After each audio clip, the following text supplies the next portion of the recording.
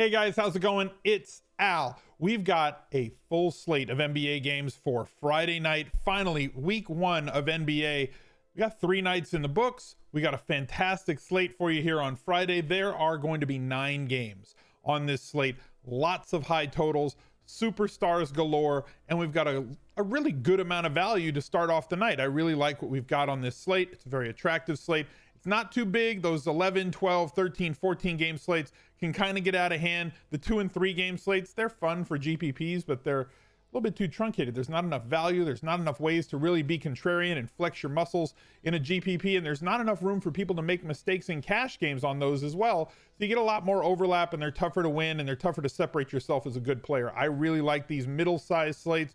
Anything from 6 to 10 games is where I've always thrived. That's where I've done the best in my career as a daily fantasy player, and they're really just my favorite games to play. So if you guys are brand new to NBA and you're just coming over from playing NFL, welcome to a brand new sport. I did a video with Drew Dinkmeyer.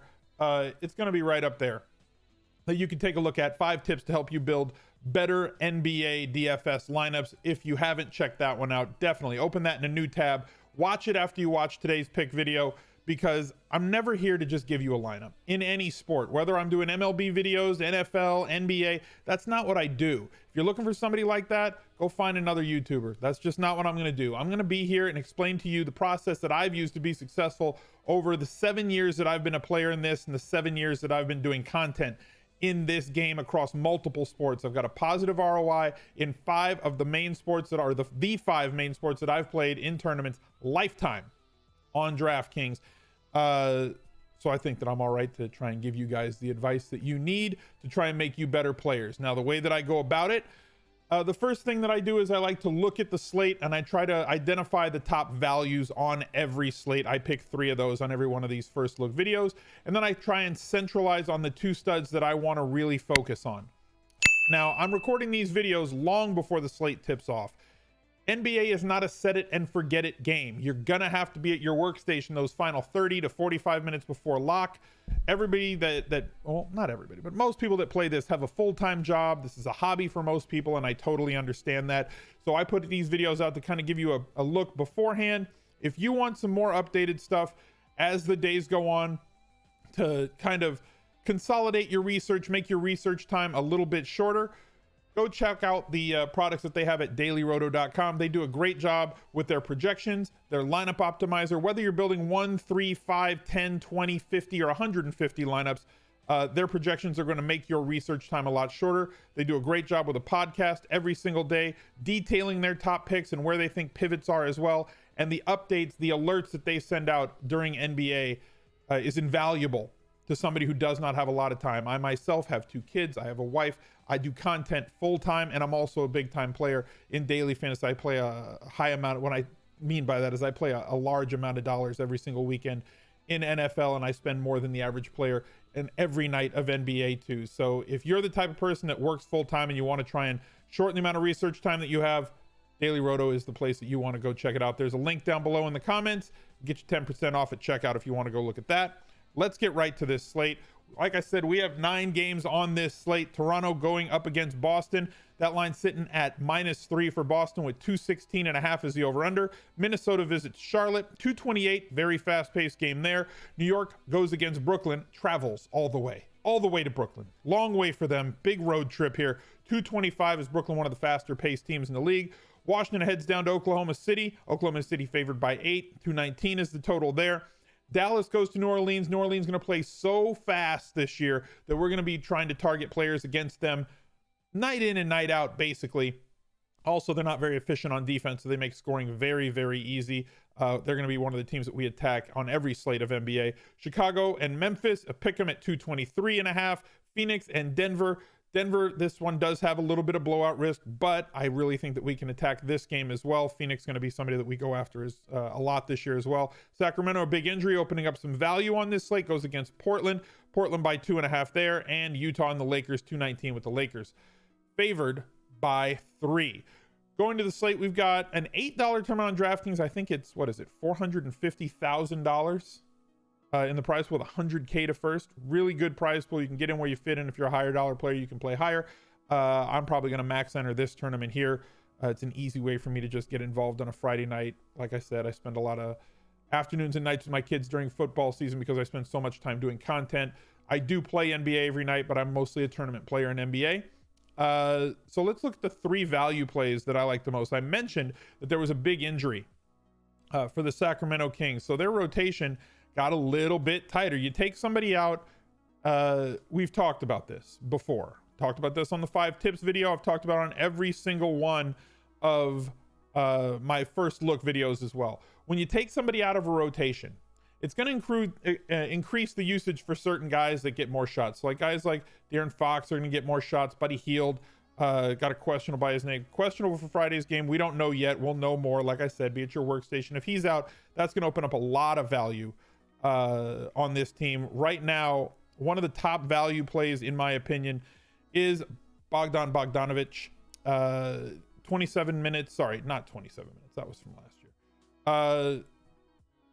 This is a spot where I really want to attack with this kid. They need more offensive firepower because of the injury to Bagley, right? So what he brings to the table with the increased minutes, I mean, I'm expecting what, like 28 to 30 minutes out of Bogdan on Friday night. So against this Portland team, he can get where he needs to get on the floor. They're going to need him to get shots up with the roster that they currently have. And I'm assuming that Hield plays. If Hield doesn't play, that just increases the amount of shots and usage that's there for somebody like him. He's only 4,600. Very easy plug and play for me. You can put him in your small forward or your shooting guard position or your guard or forward position. Be sure that you utilize these flex spots, guard, forward, and utility for your latest playing players on the evening. You can reshuffle your lineups through those. That's why I like those players that have that multi-positional eligibility, and especially the ones that have like shooting guard, small forward, or point guard, small forward. So you get that extra slot. You can plug them in at small forward, shooting guard, guard, forward, or utility. Gives you the maximum amount of flexibility. And like I said, when you put those guys in the lower spots in your lineup, those flex spots, you can utilize that to late swap yourself out of a blocked situation, whether it's in a tournament, a head-to-head, or a 50-50, to give yourself a chance at winning money on other situations where you might be blocked. Another player in this game on this team that I think, because of the Bagley injury, broke his thumb. It was just reported today on Thursday that he was going to be out for multiple weeks. So that's going to open up some value, and it hasn't been able to be priced up yet. So looking at this game, we now have a situation where Richaun Holmes, who is a good point per minute producer, when he sees the floor, good rebounder, very bouncy player, can attack and score from the wing and from inside. We've seen it when he was on Philly, and he gets extended minutes. He gets to value when he's priced like this. So he's essentially priced as somebody that should play 12 to 14 minutes. I'm expecting more like 22 to 25 minutes with the absence of Bagley. And I've said thousands of times over the years that I've been putting out content in NBA, and if you've been listening to me all these years, you can say it with me right now: minutes equals money. He is priced as a 13 to 15 minute a game player. He's going to play 22 to 25 minutes on Friday night. This is going to be one of the highest owned values on the slate unless something drastic happens. The early look for me, the first look for me, is that Richaun Holmes is somebody that I have to plug into this lineup. I want to put him at the power forward spot personally. I don't want to put him at center. You'll understand why in just a minute. So those are the two that I want to start with. Now, moving on to look for one more value play. I'm going to open it up from Sacramento here. Daniel Theis, another player who is just too cheap for the amount of minutes that I think he's going to play. I'm expecting mid-20s minutes, 23 to 26 minutes for Theis at 3,200. He's going to get some oops rebounds. He might get a block shot or two and might get some easy putbacks here. 3,200, we need about 16 to 21 DraftKings points out of him to reach value at 3,200. It's not that difficult for a front court player who logs minutes to be able to do that. He's an easy plug and play value, at least where we sit right now. Again, power forward and center eligible. So we can plug him in anywhere that we want. Now, if I was going to optimize this lineup for where I want these players to be, I'm probably going to move Theis to the power forward spot. Plug him in at power forward. I'm going to put Holmes in the forward spot. Put him down here so that we can use that center spot on one of the stud players, because there's a few stud centers, just like the Wednesday night slate. Some guys that really project very highly. Karl Anthony Towns, one of those players, and he's been priced up from his Wednesday debut. You're not going to see that one on here, as he posted a ridiculous line. 36 points, 11 of 22 shooting, 7 of 11 from deep, 14 rebounds, 3 assists, 3 steals. Like, he was all over the place in 39 minutes. Granted, there was an overtime in that game, so a little bit inflated. 70 plus DraftKings points that game. But price up now to 10.8K. For me, makes him a little less attractive. I'm going to have shares of him in tournaments, but like in terms of a cash game play or a core play, Nikola Jokic against Phoenix, as ridiculously ham as Karl Anthony Towns went, do you realize that the night that Jokic had was even more absurd? In 24 minutes, he had 20 real life points, 13 rebounds, and 2 assists in the 108-100 victory over the Trailblazers on Wednesday night.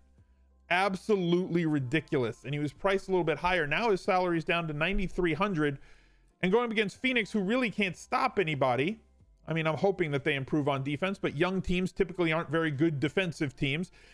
And Jokic can just kind of play cat and mouse with anybody that's out there, even the best defenders. So the fact that he can fill up a stat sheet with rebounds, with assists, triple-double waiting to happen at center isn't always something that we see. Blocked shots are a possibility, steals.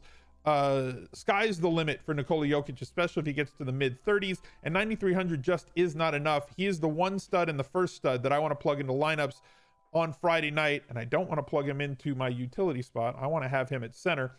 A couple of other great players playing, obviously the Lakers duo of Anthony Davis and LeBron James, both superstars, both studs. I don't have to tell you how good they are or what they do, but they're going up against Utah. Yes, this game has a total of 220, but I think that there's some softer spots that we can attack. Really rough start for LeBron James in terms of perimeter defenders that he's had to face, with the first game coming up against the Clippers and their hornet's nest of a defense, and now facing off against Utah with Gobert guarding the rim and everything else that they bring to the table. Yes, you should be playing LeBron James, but it's not the night that he's going to be the highest owned player. And what I say by that is I enter a lot of different lineups. And if you're going to be attacking a 9-game slate or a 9-game plus slate in tournaments, you have to think of sometimes you're going to have to zig when other people zag. Now in cash games, no, you want the best values at every single position. You want to lock in your best value plays who play the most minutes possible and give you the highest floor with a possibility of a ceiling. And you want to squeeze every single point out of every dollar that you spend. Way different from NFL or MLB. So you're going to look for better values and better matchups with better minutes and points per minute production. The next player that I want to go with, obviously there's a lot of talent at the guard spots, right? So we've got LeBron, who's point guard, small forward. Spoke about the versatility that brings to your lineups in and of itself. Kyrie Irving had a ridiculous game the first night with 50 points. Bradley Beal got tossed in a weird situation. Lillard going against Sacramento. Dude's an assassin. We know all about his game. But everybody else seems to have these spots where I like them for tournaments. De'Aaron Fox could be seeing a ton more usage, especially if Buddy Hield misses this game, and we'll revisit that as we get closer to lock. But for me, I want to click Luka until he's 10K, because I really think that he's going to be a 10K player sooner rather than later. So as long as he is under 9,500, I think that we have to take advantage of him being under 9,500. Because he's not going to be there much longer. 34 points on opening night, playing against New Orleans, who doesn't really defend the perimeter very well and wants to play super fast paced. So extra possessions for the Mavericks, extra possessions for Luka, extra shots, extra assists, extra rebounds, extra everything.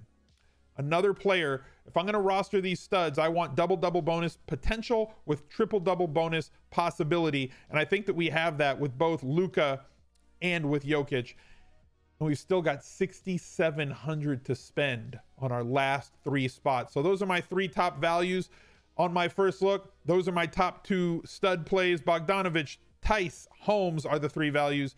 Jokic and Doncic are my 2 stud plays for Friday night. Everything's going to change because it's a bigger slate and it's Friday night and it's the NBA. So be at your workstation 30 to 45 minutes before lock. Drop a like on this video. Let's see if we can get 500 before lineups lock. Subscribe to the channel and ring that notifications bell, because I want to see you next time. And join us on Twitch. I stream 6 days a week. There's a link right down below in the pinned comment. Come visit, say hi. Love to meet you. Until next time. Bye, everybody. He's a legend.